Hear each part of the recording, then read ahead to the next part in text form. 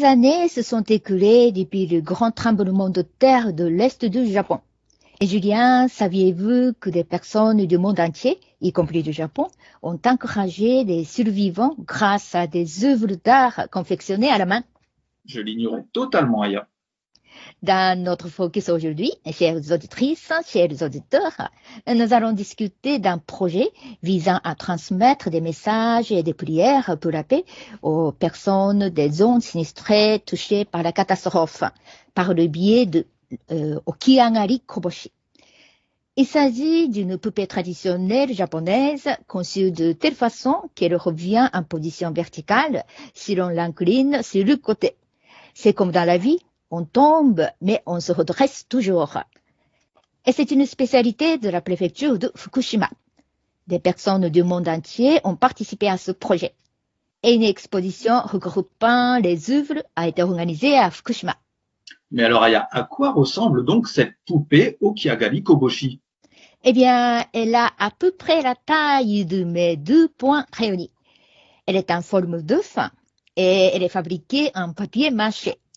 Et un poids à l'intérieur permet aux poupées de revenir en position verticale lorsqu'on s'amuse à les renverser. Et chaque poupée a été peinte par des célébrités et des enfants du monde entier.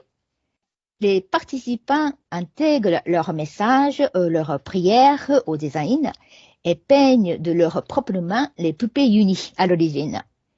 Et une fois terminées, elles sont exposées sur le site. Ok, j'imagine mieux maintenant. Et donc cet événement n'est pas qu'une exposition, c'est aussi un atelier. Tout à fait, Julien. Cet atelier-exposition, comme on peut l'appeler, s'est déroulé à Fukushima et à Taipei. Des célébrités telles que Alain Delon et Jean Reno, mais aussi des enfants qui ont visité le site, y ont participé.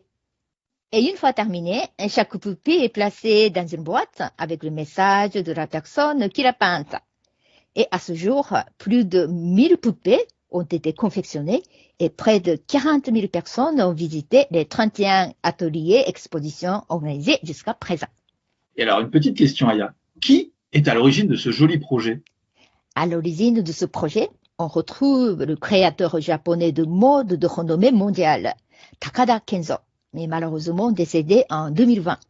Nous avions d'ailleurs diffusé dans notre magazine une rétrospective de l'œuvre de Takada Kenzo. Pour rappel, le créateur japonais a succombé au Covid-19 en octobre dernier en France.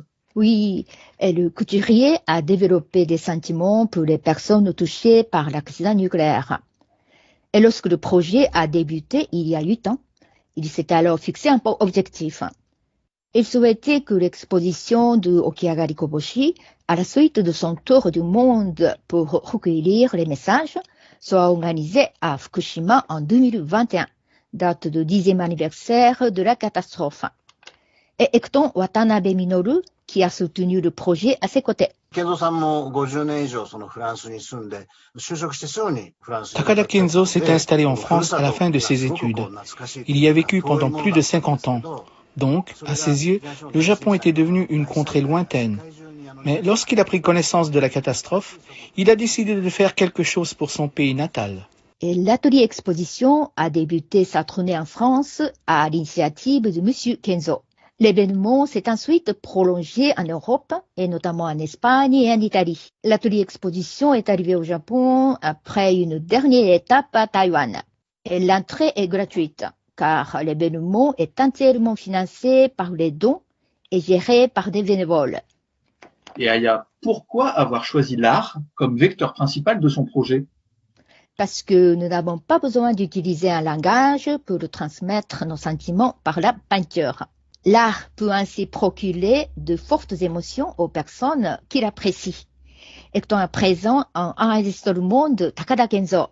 皆さん、こんにちは。高田健三です。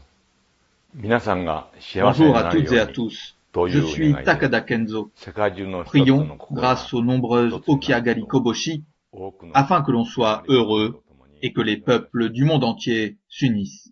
L'art était donc un moyen de transmettre au Japon les sentiments des nombreuses personnes qui ont participé à ce projet depuis les 4 coins du monde. Il y a 4 ans, un atelier exposition organisé au musée de Tchernobyl en Ukraine a également attiré beaucoup l'attention. Et pour rappel, un accident nucléaire s'y est produit lorsque le pays faisait encore partie de l'Union soviétique.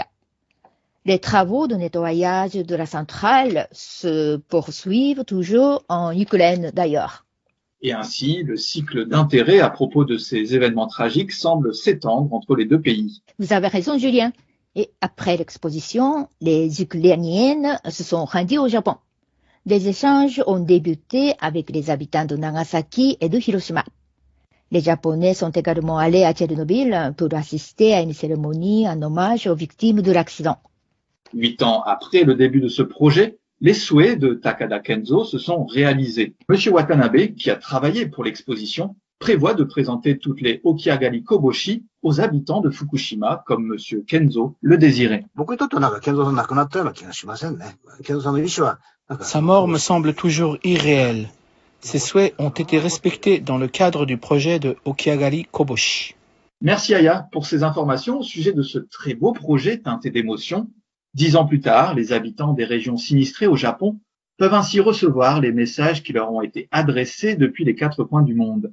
Cela doit être bouleversant pour eux de voir toutes ces poupées et de prendre connaissance de tous les mots d'espoir et des différentes prières.